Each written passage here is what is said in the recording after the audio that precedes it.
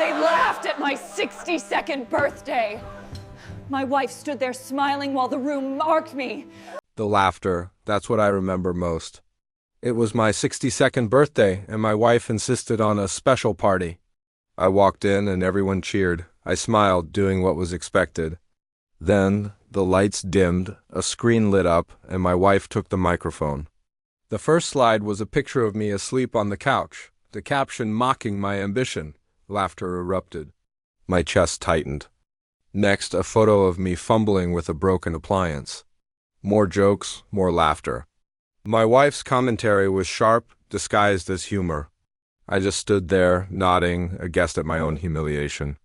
When it was over, people patted my back, calling me a good sport. My wife kissed my cheek and whispered that I was being too sensitive. That night, something inside me didn't break. It just shut down. I left before sunrise with one bag and no note. Silence doesn't invite arguments. What she didn't know was that I had been planning my exit for a long time.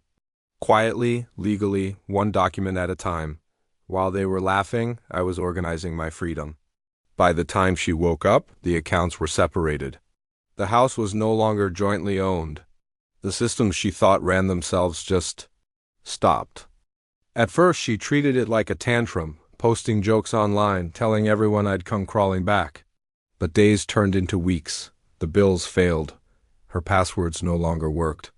The people she relied on for help could undo anything because they never knew how anything actually worked. She hired a professional to find me, but he came up empty. He told her the hard truth. Men don't just vanish by accident. They vanish when they finally had enough.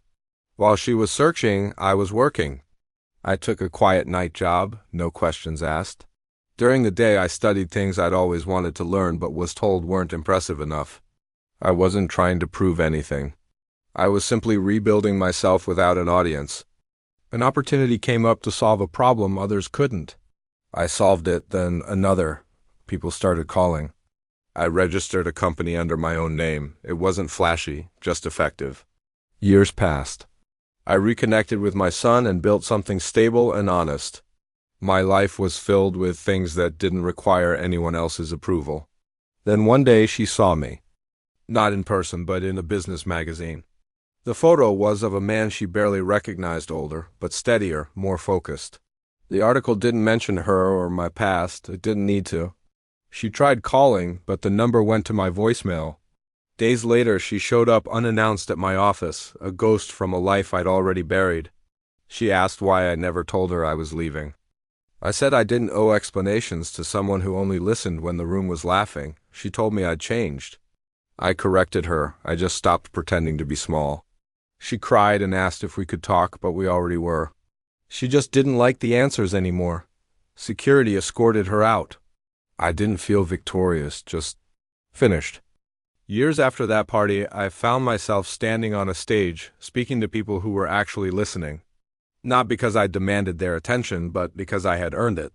I told them that respect isn't loud, it's consistent, and anyone who laughs while tearing you down isn't joking, they're revealing exactly who they are. As I left the stage, my phone buzzed. It was a message from my son, proud of you. And that was more than enough. The best revenge isn't getting even. It's finding peace. And silence, when you choose it, can be louder than any laughter ever was. Thank you for watching. If this story resonated with you, consider subscribing for more content.